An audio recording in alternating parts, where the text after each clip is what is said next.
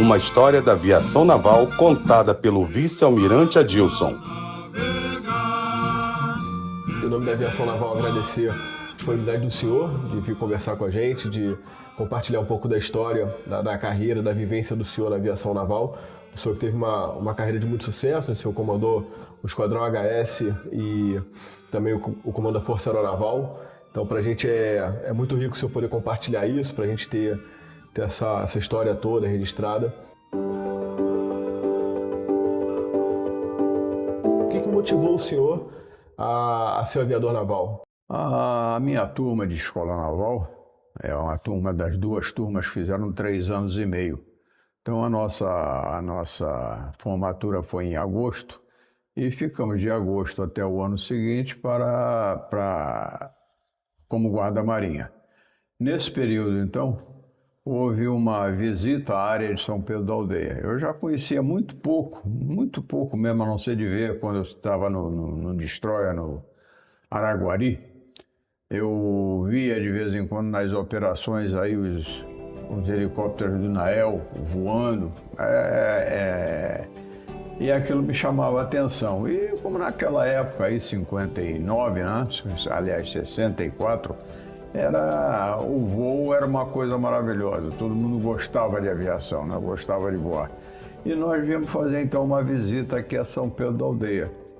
Foi quando eu tive a primeira oportunidade minha, o primeiro contato meu com uma aeronave. Eu nunca tinha voado nada na vida. E estive aqui em São Pedro e fui voar justamente um T-28. T-28 com agora o comandante Sabarreto. Foi o piloto. E me deixou manobrar um pouquinho a aeronave lá, fazer uma manobrinha. E eu achei aquilo maravilhoso. E aquilo realmente me firmou mais ainda a vontade de fazer a aviação. Eu já, antes de entrar para a Marinha, eu já tinha um certo gosto por aviões, né? Montava planadorzinhos. E aquilo ali, então, o voo no T-28 realmente me animou muito.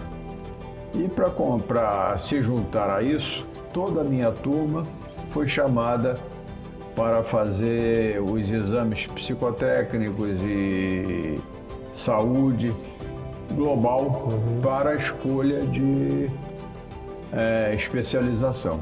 Então eu ali já fiz a minha especialização. Então o que mais me atraiu foi o voo no T-28 da Marinha.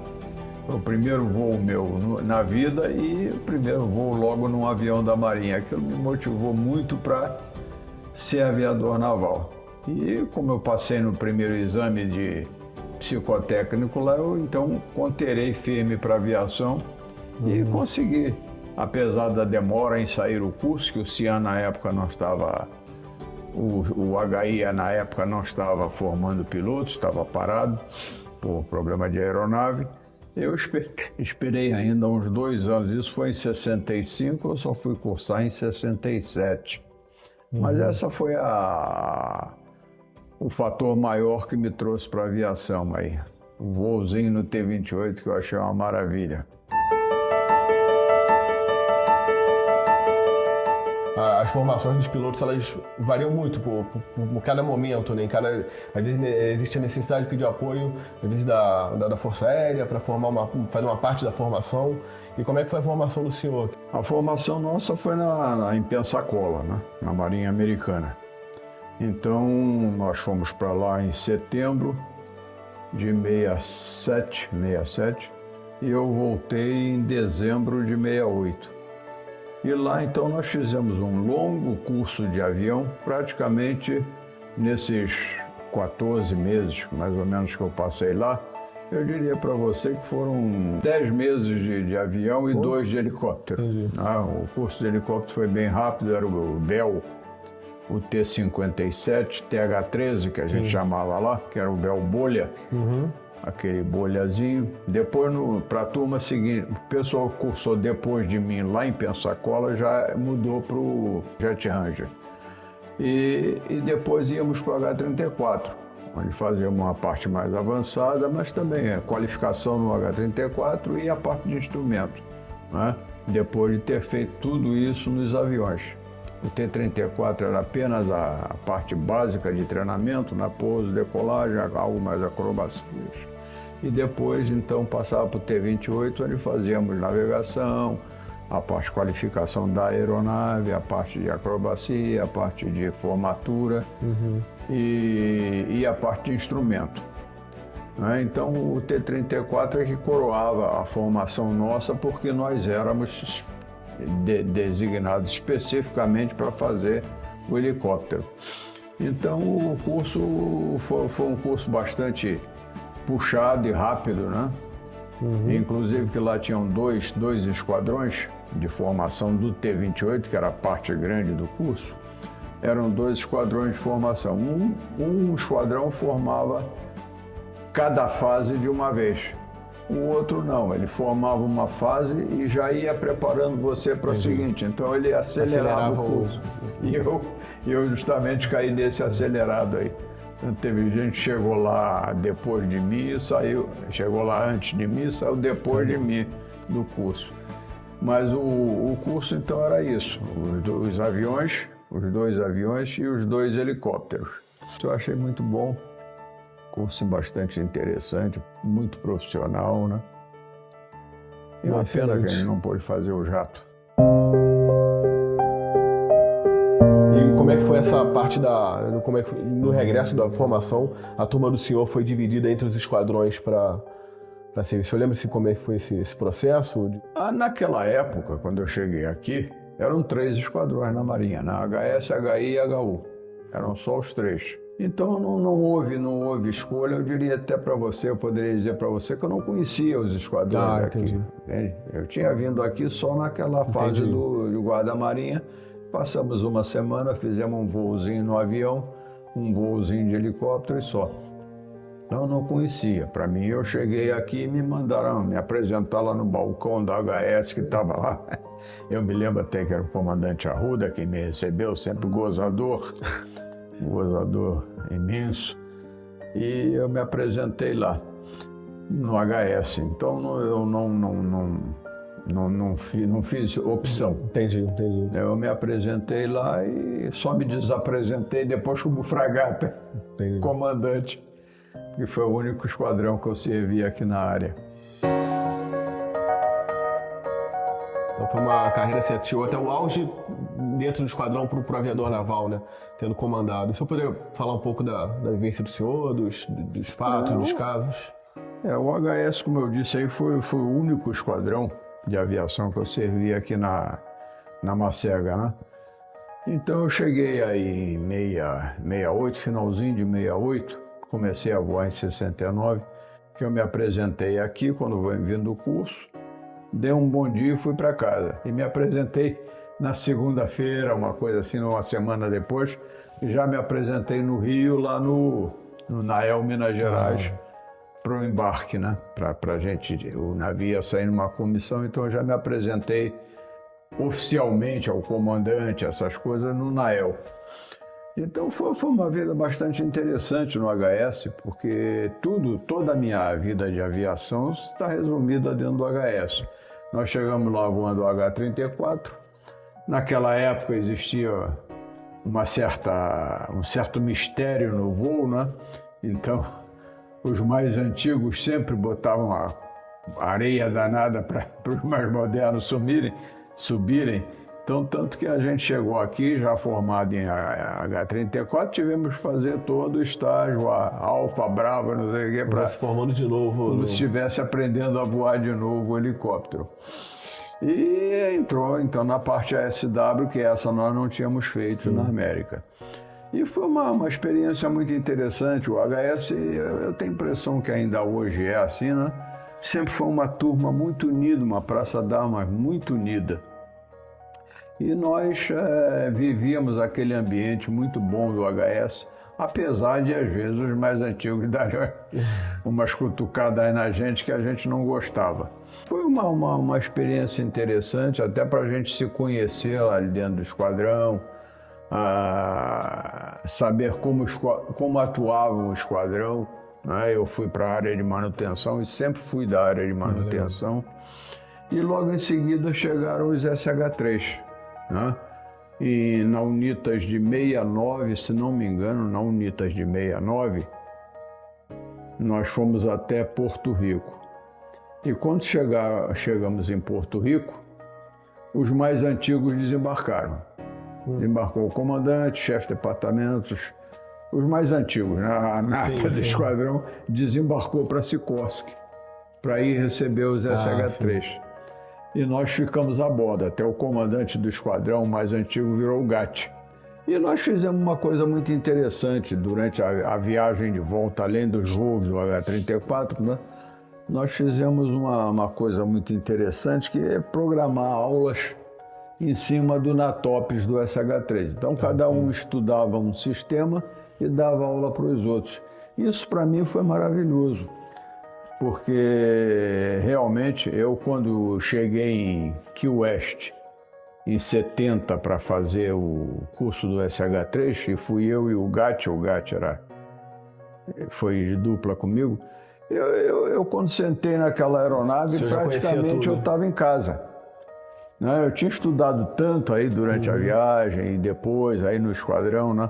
A aeronave, que quando eu sentei na aeronave lá, eu me senti bastante à vontade. Foi uma aeronave que eu fiquei maravilhado, porque eu me sentia tranquilo dentro dela, como se estivesse em casa. E fui para lá, nós fomos para lá, né, o pessoal mais novo, enquanto o mais antigo estava na Sikorsky. E eles fizeram o quê? Umas 60 horas lá e depois foram para o HS-1, lá em Key West, para fazer as 20 horas de curso lá no SH-3. E nós fizemos esse estágiozinho de 20 horas e voltamos, né? E aí aconteceu um fato interessante, porque quando chegou aqui, os mais antigos viraram para a gente e perguntaram, ó, nós somos COA, comandante operativo, vocês são piloto qualificado. Eu falei, tá. Ele tem 60, eu tenho 20, mas tá bom, vamos lá. Aí vamos fazer o seguinte, nós vamos ver quantos voos vocês acham que precisam para poder elevar de categoria, ser 2 COA.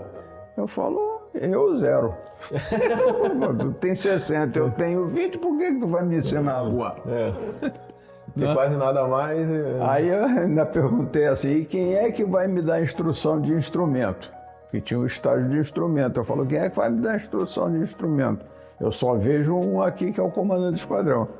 Porque era da turma de 61 lá de Pensacola. Por que os outros vão dar instrumento para mim, que cursei nos Estados Unidos e vocês não cursaram nunca instrumento? Se eu tinha mais qualificação, se eu tinha mais bagagem do que ele. Eu tenho mais conhecimento de instrumento do que ele. Pô. Mas a gente se entendeu bem lá.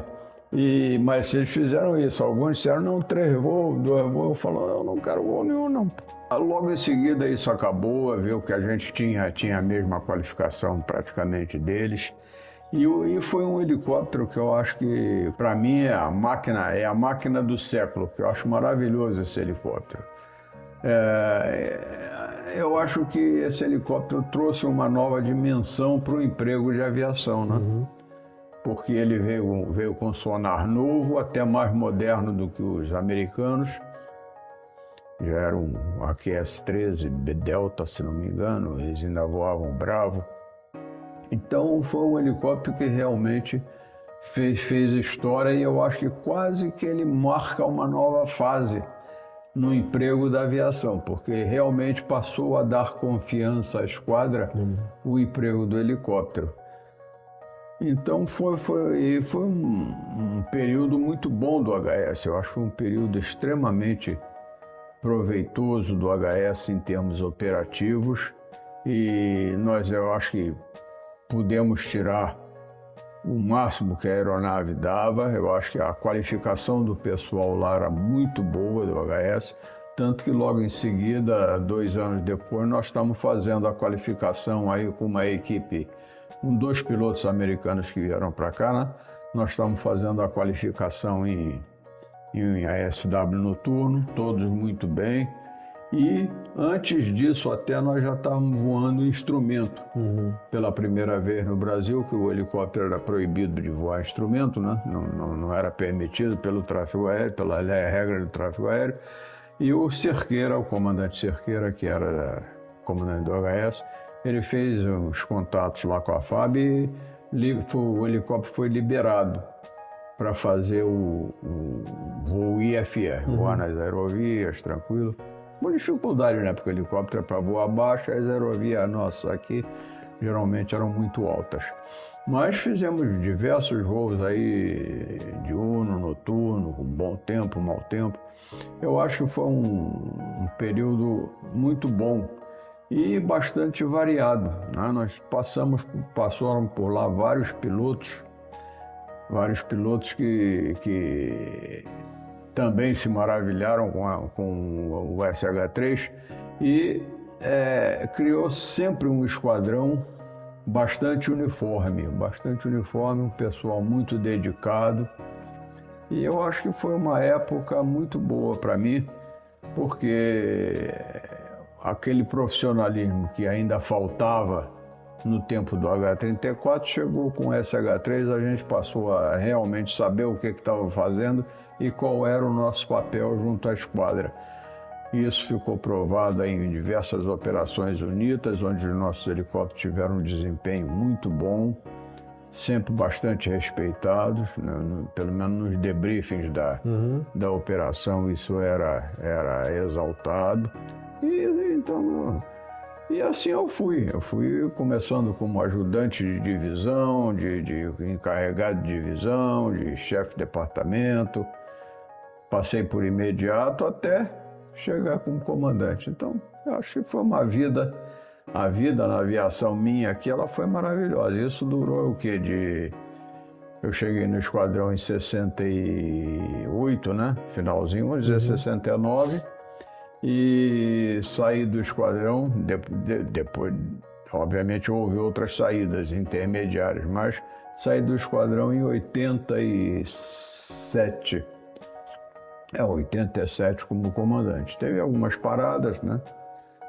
Porque eu era do grupo do Lynx, eu fui um dos 3 primeiros participantes do grupo do Lynx.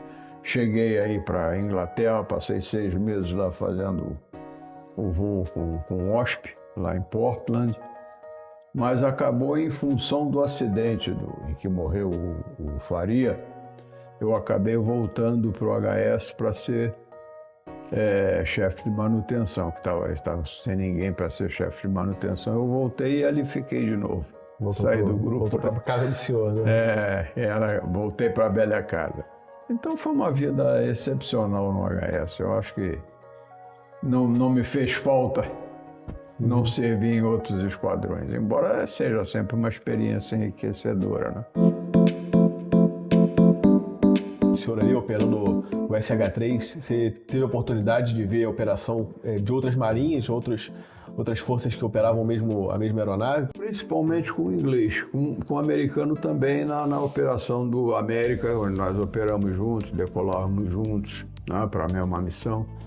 Mas no inglês foi maior porque nós trocávamos aeronaves, né? Então nós voávamos no Sea King inglês, eles voavam na nossa aeronave, então foi uma experiência para a gente ver que nós estávamos no mesmo nível deles, não tínhamos nada a dever. Perfeito. Apenas eles estranhavam porque nós tínhamos que operar com praticamente 100% de disponibilidade. Então, 3 aeronaves a bordo, nós tínhamos que ter pelo menos 2 para poder sair. Né? Eles tinham 12 aeronaves a bordo e tinham 3 prontas. Entendi. Então, a gente tinha uma disponibilidade que eles não entendiam muito, mas a gente tinha que ter pronto, só tinha 4 helicópteros, tinha que ter 3 prontos. Perfeito. Ou 3 e 2, né? Sim. E eles estão com 12 aeronaves em cada esquadrão, e quando tinham 4 aeronaves, tinha bolo, tinha festa, pô. O senhor como comandante, toda a responsabilidade que é investida no comandante, de liderar a Praça de Armas, os pilotos, de guiar o rumo do futuro do esquadrão. E como é que o senhor lidava com essa responsabilidade e os desafios que o senhor enfrentou durante esse período?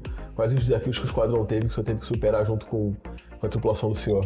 O comando, principalmente o primeiro, né? O primeiro comando da gente é uma coisa maravilhosa. Quando você chega no dia seguinte, que recebeu o comando, chega lá, senta naquela mesa e diz, sou eu que mando, né? Sou eu que estou mandando aqui. Então, é interessante, isso é uma sensação muito boa, muito boa. Até eu tive boas experiências aqui, foram quatro unidades que eu comandei aqui na área, né? Além do esquadrão e da força, teve a base e teve o Cian, né? Então é uma experiência muito boa. Mas o primeiro realmente marca muito, porque é o dia que você sente e diz, hoje quem manda sou eu, né? Eu sou o 01, eu sou o 01. Então é uma sensação muito boa e eu me senti em casa porque o HS, como eu disse, sempre foi um ambiente de trabalho muito bom, sempre foi um ambiente de trabalho muito bom. Eu sempre me senti muito à vontade lá dentro. A dificuldade maior que você sentia, às vezes, era o relacionamento fora do esquadrão. Por exemplo, você embarcar no Minas era um problema. Hoje em dia eu vejo que as coisas estão muito mais azeitadas, o relacionamento, esquadra, força, é muito mais fácil do que era naquela época, né? Naquele tempo você tinha dificuldade de falar com a esquadra, não sei se porque a antiguidade deles era maior, o que era eu não sei exatamente, mas o fato é que a dificuldade com a esquadra, na maneira da esquadra ver a aviação, e aí eu digo que o SH-3 melhorou muito isso daí, quando ele se mostrou realmente uma aeronave útil para a operação naval, mostrou que a aviação naval é útil para a operação naval, né? As coisas foram melhorando, mas naquele tempo a visão ainda era dos meninos da fazenda, né? Os meninos da fazenda que estão lá pegando sol na praia, pô, e não de uma aviação profissional. E às vezes o relacionamento com a esquadra era bem difícil. E o navio queria resolver o problema dele e não estava se preocupando nem um pouco assim, com a aviação. Então era um relacionamento complicado. Mas fora disso, não. Em termos do esquadrão em si, a administração, digamos, foi bastante tranquila, não tive maiores problemas. Não me lembro de ter nenhum acidente, felizmente, não tive acidente nenhum, que eu me lembro aí no meu comando, é sempre uma coisa desagradável, né? A dificuldade às vezes era essa, o relacionamento com o comando do navio, que às vezes dava trabalho, não sempre. Tivemos excelentes pessoas lá como comandante, mas alguns parece que não entendiam bem a situação da aviação, o que é a aviação. Mas fora disso foi um período bastante satisfatório, alegre, principalmente alegre. Eu sempre me diverti muito nos meus comandos. Então, é isso que eu tenho. Então, do comando em si, fora disso, os trabalhos que você tem. Foi o caso lá da Itália, né? Você preparar as aeronaves para embarcar, fazer o embarque das aeronaves para embarcarem nos transportes, no navio transporte para ir para a Itália, eu recebi as aeronaves também, que chegaram da Itália, as novas aeronaves. Então, foi um período bastante feliz da minha vida. O senhor comandou a Força Aeronaval, né? Então, o senhor pode discorrer um pouco, comentar para a gente a vivência do senhor, como é que foi essa experiência? Primeiro, eu diria que foi a primeira vez que eu fui promovido, mas não fiquei tão satisfeito quanto deveria. Porque eu fui promovido aqui na Força, né? Aliás, eu não sei se só o Almirante Amaral que tinha sido promovido aqui na Força. Promovido no cargo. Sim. Mas eu já estava com 2 anos e meio de comando aqui quando eu fui promovido, aí tive que sair, né? O comando da Força é o auge, né? Você quando chega aqui como aviador, comandante da Força, é o auge que você tem na sua carreira de aviação, sem dúvida. E foi um período também muito bom aqui. principalmente por ver a chegada dos aviões. Então, Né? Isso para mim é que foi o mais interessante, porque o início da minha carreira, né? Eu vi avião. O início do meu contato com a aviação naval foi num avião da aviação naval. E o meu último contato com a aviação naval também foi num avião da aviação naval, que foi o VF-1. Recebendo as aeronaves. Consegui fazer um voozinho. Ainda cheguei a fazer um voo. Já era vice-almirante. Quando eu não sei se eu estava comandando a ESG ou era diretor de ensino, que eu vim aqui e fiz um voozinho até com o Alvarenga. E, infelizmente, tive um acidente, felizmente ninguém se machucou sequer, né? Que foi um Lynx, aliás, um Lynx que bateu aí na lagoa. Sim. Né? Então, foi o único senão que eu tive, mas a chegada dos aviões eu acho que foi uma das coisas mais bonitas que eu já vi. Na época, aqui era até um engenheiro, era o Aurenção, ele fez um mock-upzinho da aeronave, né, com os pontos extremos, né, para saber onde iriam passar os pontos extremos dessa base, dessa aeronave, o caminhão do naval, que é mais baixo, aqueles caminhões de transporte dos fuzileiros também auxiliaram tremendamente a gente aqui. E nós fizemos toda essa faina um dia antes de começar. Antes de começar a faina real, nós fizemos esse treinamento, digamos assim, com o apoio dos órgãos aí da área, das prefeituras, bombeiro, PM, Defesa Civil, todo mundo participou, porque era uma faina grande, né? Eram 23 aeronaves e mais um monte de caixa de sobressalentes que a gente ia trazer para cá. E o preparo da base para receber tudo isso, né? Ter o local disponível para botar todas aquelas caixas, que é o atual auditório, né? Então foi um trabalho maravilhoso e complicado, mas não teve um problema, né? Não arrebentamos nada, não deixamos ninguém sem luz. Para não dizer que não houve problema, nós tivemos que quebrar uma ponta de um telhado de uma casa na saída de Arraial, que tinha uma curva meio fechada, a rua é estreitinha, né? Então o avião não fazia a curva ali em cima do caminhão, batia no telhado. Então tivemos que quebrar um pedaço do telhado, mas no dia seguinte a gente estava com gente lá reconstruindo. Então foi uma faina bacana, bonita de ver aquele mundo de caminhões passando aí pela Arraial São Pedro, sem um problema, sem perturbar o trânsito. Obviamente a gente fazia tudo de madrugada, né?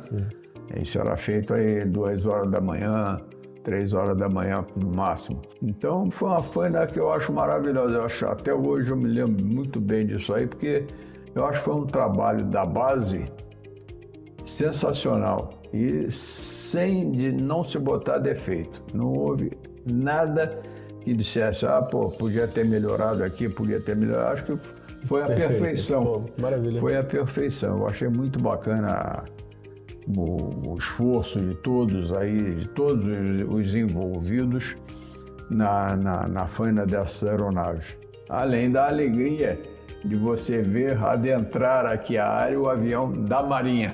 Você sabe, desse é da Marinha. Eu falo, poxa, vivi a minha vida toda aí esperando ver isso, e fui agraciado com essa faina aí como comandante da Força Aeronaval, de ver um avião de novo entrando para dar início à quarta fase nossa com os jatos. E é um avião que eu conhecia muito. Eu conhecia bastante esse avião, já tinha sentado, não voado, né? Mas já tinha sentado num dele lá em Boca Chica, perto de Key West. Quando eu estava cursando o SH-13, eu fui lá, eles tinham uma base lá, que operava o Phantom e o Skyhawk. Né? Aí eu fui lá, ainda sentei num aquele troço apertadinho, né? E eu achava aquele avião maravilhoso. E tempo depois eu vejo esse avião entrando aqui, nosso. E interessante que eu participei também lá, quando eu estava no EMA, da seleção do avião, né? Embora eu não fosse da minha área, eu era da área de organização, isso era mais com a estratégia, que era um colega de turma meu que estava lá na estratégia, o Davena. E então eu acabei participando também, embora já tivesse feito estudos muito anteriores lá na DAERM, quando eu era o 20, departamento técnico, a gente já tinha feito alguns estudos para ver que aviões poderiam operar do NAEL. Então nós tínhamos o A4, era o principal, o outro o A7, e disponíveis aí no mercado. Os aviões já estavam desativados operacionalmente nos Estados Unidos e teriam disponibilidade de ceder para a gente. Então eu acho que foi uma faina maravilhosa que marcou muito o comando da força aqui. O que o senhor considera como importante dos valores para um líder militar, aviador naval? Primeiro de tudo, ele tem que ser profissional, profissionalismo. Eu acho que quem quer ser líder tem que inspirar confiança. E você inspira confiança sendo profissionalmente competente. Segundo é querer que os outros te respeitem, não que tenham medo de você. Hoje a gente vê muita gente que prende, faz isso, faz aquilo, mete medo. Ele mais quer meter medo do que ser respeitado. Então é a pessoa ser respeitada, saber a diferença entre o respeito e o impor medo. Assim como do subordinado, você quer o quê? Saber se o cara te respeita ou se é submisso. Não, o submisso não interessa para nada porque ele não te ajuda em nada. O cara que te respeita, ele te respeita e argumenta com você quando ele tem, e é o que você quer que ele também tenha a sua opinião. Ele tem a opinião dele e ele discute a opinião dele com você. E o submisso é aquele que você diz, ele sim senhor, e pronto, não te ajuda em nada. Se você fala besteira, ele balança a cabeça e diz sim senhor e pronto. Fica a besteira aí apoiada ainda. Então, acho que é isso, é basicamente você ser um bom profissional, respeitar os homens que trabalham com você. Acho que é importantíssimo que você os respeite, e eles merecem o respeito. Aqueles que não fazem por merecer, certamente serão punidos, mas você fazer com que eles te respeitem e que você respeite a eles também.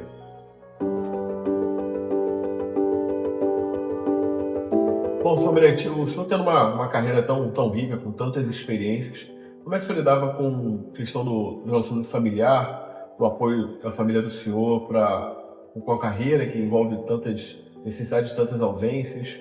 Como é que é essa relação do senhor? Eu diria que o trabalho vai até a porta da minha casa. Da porta da minha casa para dentro é outra coisa. Então eu não levo meus problemas de trabalho de jeito nenhum para lá, e nunca permiti que qualquer problema doméstico fosse trazido para cá. Ou seja, eu chegar aqui aborrecido por causa de algum problema familiar e isso transparecer ou extravasar para o trabalho. Da mesma forma, quando eu me aborrecia no trabalho, não quero que ele ultrapasse o portão da minha casa. O que tiver que xingar, que falar, que errar, é do lado de cá. Lá de cá, lá de lá é outra coisa. Bom, com relação ao convívio familiar, nunca tive problema nenhum. Eu diria que eu tive uma mulher maravilhosa. Infelizmente, perdi há 1 ano e meio, depois de 57 anos de casado, mas, enfim, ela sempre foi extremamente compreensiva, ela sempre me seguiu para onde eu fui. Passei 8 anos em Brasília, não seguidos, mas intercalados. Fui chefe de Estado-Maior lá no distrito, estive lá no Condabra, estive no EMA, ou seja, somando isso tudo dá quase 8 anos de Brasília. Eu nunca soube que ela não gostava de Brasília. Ela só foi me falar isso, eu já estava em casa da reserva, mas ela nunca reclamou de ir para Brasília, ao contrário, ela ia feliz da vida. Então a parte familiar minha foi muito boa por isso, ela sempre me seguiu, ela sempre me ajudou, o que eu precisava em casa, eu tinha tudo com ela e ela foi uma pessoa maravilhosa. Então o relacionamento familiar nunca sofreu interferência da parte profissional e vice-versa. Eu sempre procurei tratar isso bastante separado. Ela, inclusive, passou uma fase terrível em 94, quando eu fui designado para Recife.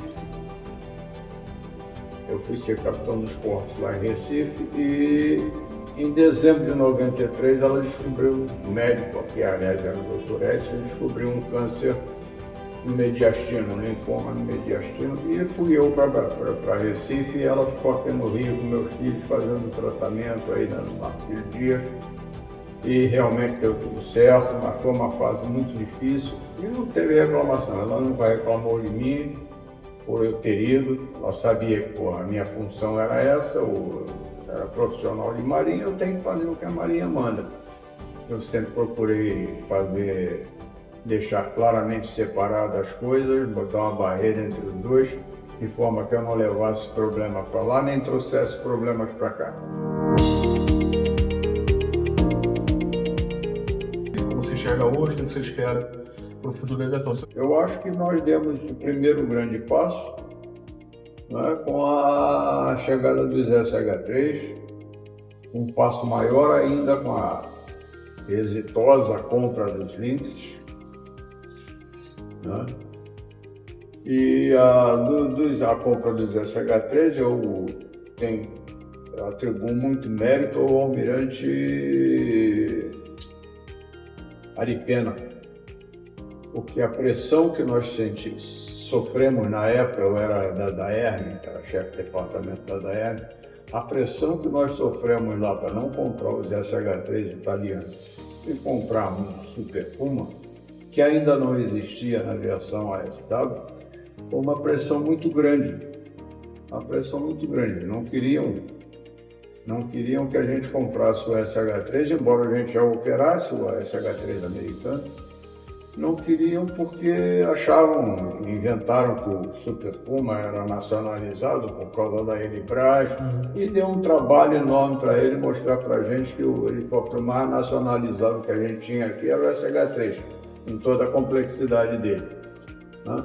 E o Aripena fez uma briga muito grande lá, inclusive nós recebemos mensagens do SEMA na época, para que fosse revista a escolha do helicóptero, para reconsiderar os aspectos de nacionalização, e ele foi um cara que manteve pé firme ali e conseguiu, graças a ele a gente conseguiu manter o SH-3. E logo em seguida vieram os Lynx, né? Que eu acho que também foi uma compra muito feliz nossa. A gente vê que a aviação nossa está moderna, né? Está moderna e está se mantendo. Nós estamos vendo agora chegar os drones, aí nós estamos evoluindo muito bem, muito bem. Para o futuro, eu acho que aí nós estamos numa fase difícil de falar de futuro para a Força Armada, porque a situação política não é das mais favoráveis a nós. Então eu acho que já podíamos, talvez, ter investido mais na obtenção aí de um porta-aviões. Eu acho que para nós era importante a gente ter um porta-aviões. Nós temos aí o Atlântico, mas não é porta-aviões.